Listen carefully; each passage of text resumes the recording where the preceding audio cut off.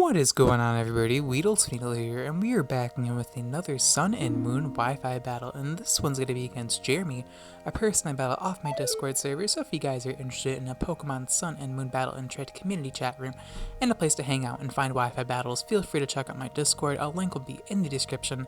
Now, me and Jeremy are having a regularly used battle today, as Jeremy's packing a pretty threatening RU team. Honestly, he has some pretty fun mons on there, like the Incineroar and Vaporeon and Heliolisk, some pretty cool mons on there, as I'm using a pretty fun team myself with Assault Vest Abomasnow, Evia Light Girder, Stealth Rex Defensive Solrock, Life Orb Cacturn with Spikes, Specs, Rivalry Pyroar, and Scarf Haunter. So a pretty spicy team from both our sides, and this is a very fast-paced battle, so it's not sped up nearly as much, so the battle's probably going to feel like it's going by a lot slower than normal, but that's because I'm trying to not make it go by too fast, because if it goes by too fast, the video will be like 4 minutes long, so it's just unnecessary. Anyway, turn 1, I'm going to lead off with my Abomasnow, as my opponent is going to lead off with the Heliolisk. Now, turn 1, I'm expecting, well, he can't really touch me, I'm Assault Vest, and I can just knock this guy out with Earthquake, so my opponent is going to decide to go for Volt Switch.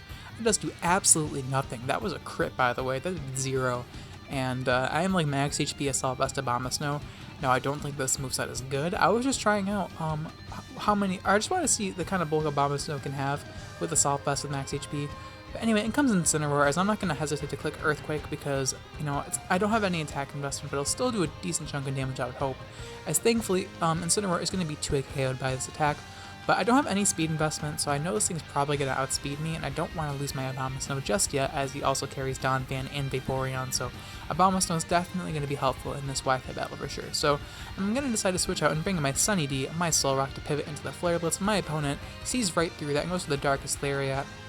And I'm hoping my max defense, max HP Solrock can live with the buff stats in Sun and Moon, but it just drops the Darkest Lariat. So I'm like, oh, damn, dude. Okay, I guess Solrock can't tank the heat. So I'm thinking that this thing's choice banned because I didn't see Life Orb, and I don't think this thing's attack stats that good to one-shot me, considering I'm max defense, max HP with like 90 base HP and like 85 defense. So I don't know, maybe he can knock me out, but I'm thinking he's choice banned at this point. So I'm going to bring in my Pyroar here, as he's going to decide to pivot into his Vaporeon to try and preserve the Incineroar.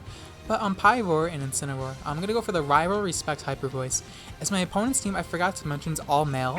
That might be due to because he genned his team, and then if you, I know it's a common mistake that people make, that and Pokeballs, so they just forget to switch genders or like make their genders differently. So I'm running a Specs Pyroar. I've put a male and a female just because. It depends on which gender I feel like running. Most people like their Pokemon to be male, so it's the Rivalry male one I use.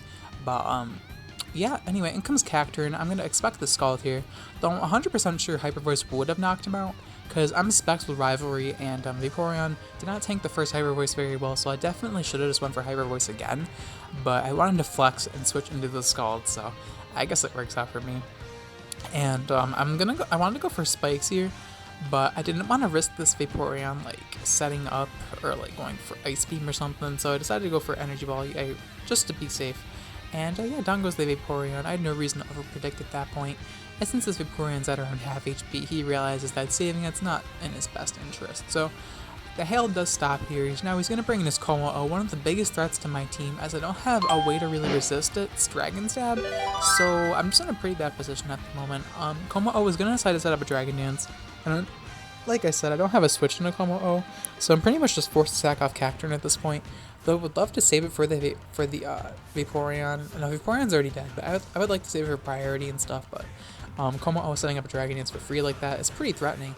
The Life Orb Energy Ball still does a lot of damage, considering that Como-O is a pseudo-legendary, so its stats are pretty decent, so I was not expecting that damage output from a resisted attack.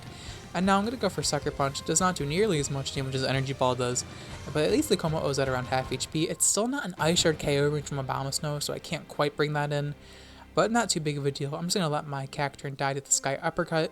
If he missed that, that would have been pretty darn funny, but whatever. I'm going to bring on Catch These Hands here, my Scarf Haunter, and I'm assuming since I'm timid, max speed, I should be able to outspeed a Dragon Dance Como-O, so thankfully we're able to knock this thing out with the Dazzling Gleam. That's kind of why I run Dazzling Gleam on these things, but not even for Como-O, just for Dark types, but definitely comes in handy in this instance. So down goes the Como-O, now in comes the Roserade. My opponent does realize that I am Choice Scarf, so I'm not going to want to stay in here and tank Sleep Powder or whatever, or give him free spikes. So I'm going to decide to switch into Boss of Gym, my girder, as the Roserade's gonna go for Sludge Bomb, and it does do so much damage. I have a lot of Spadaf investment, and it just freaking did a lot. So I'm like, okay, I guess I'm just gonna lose my freaking girder, as my opponent actually carries extra sensory, so it isn't even a roll. I just freaking drop. So I'm like, oh, why does he carry extra sensory? Maybe for like Dragalge and like Heracross and stuff, but like still, it seems kind of weird to me. Whatever, I won't judge. I'm just going to bring in my Pyroar here. This Roserade's also a male. Like I said, the entirety of my opponent's team is male. And that's probably due to PK hacks, because some people do make two big mistakes when they use PK hacks. They either, like I said, they either make the Pokeballs, illegal, like, Premier Ball, Shiny, and Incineroar, or they just don't mix up their genders. So this is where Rivalry definitely comes through and punishes the evil hacker. So make sure to really verify this information that Rivalry is the hardest counter to hackers in the game right now. So in comes Heliolisk, and I'm gonna hope he decides to predict my switch into Abomasnow, as thankfully I do get that play correctly, and Pyroar does tank the Volt Switch, to be expected, as now my opponent is gonna have to pivot into the Specs Fire Blast from my Pyroar. So he's going to decide to bring in a Donphan, also a male, but I don't think the male really matters in this instance because Donphan does not have the best Spadaf in the world. But Fire Blast is, would have O-code without the sturdy, so I don't think it's Assault Vest.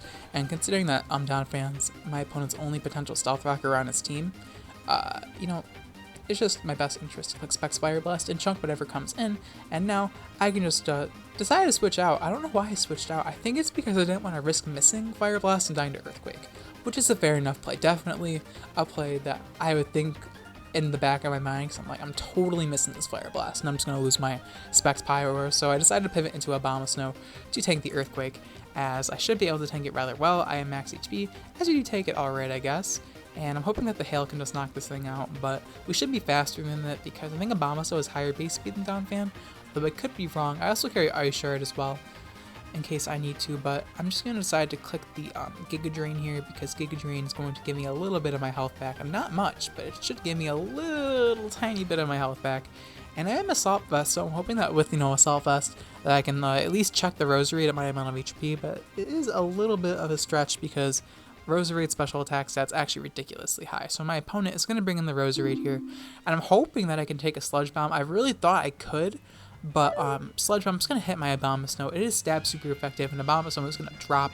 I'm sure that would have KO'd me at like 80% health. I was really hoping I could live with it, but I was definitely overestimating Abomasnow's bulk there.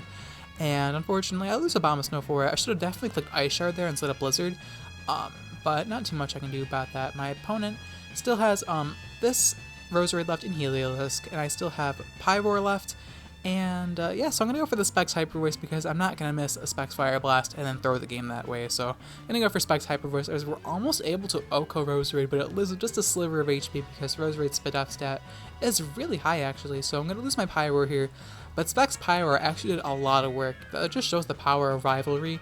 Like, in a perfect instance, like, Rivalry actually has a lot of potential, but I mean, obviously Rivalry is definitely matchup dependent based on gender, which is actually pretty funny. But now in comes the Heliolisk. I'm hoping that Scarf Haunter can just kill this thing off with Sludge Bomb, but I didn't think it was going to knock him out, and I was right in that assumption, and that means I'm probably going to die to this Life Orb Thunderbolt. And yeah, we're actually going to lose this battle to a 0-1 loss, and I actually thought I had the game in the bag at the end there, but I guess I just underestimated Heliolisk's Spadaf stat, and we just lost the game for it. So, I mean, it was still a really close game, and I had a lot of fun regardless of what happened. So, that was a very fun game, Jeremy. I hope you guys did enjoy this battle, even though I took a nice L, but I gotta upload every L I take, because I don't take many L's in my life. If you enjoyed this battle and want to support my YouTube channel, please be sure to hit the like button, as it's the best way to support my YouTube channel, besides turning off ad block anyway. And yeah, the question of the day is going to be, what is your favorite starter Pokemon to use in competitive battling? Let me know in the comments down below. Now, my favorite starters to use in competitive, it got to be either Primarina. I loved using Primarina when Sun first came out, and I definitely like using it in the UU metagame and Showdown at least. And I also really like Charizard, not Mega Charizard, just regular Charizard, because I could run so many different sets in lower tiers that can be used to decent success. But yeah, let me know in the comments below what your favorite starter Pokemon is to use in competitive battling. And yeah, I'll check you guys in my next video. Alright, peace.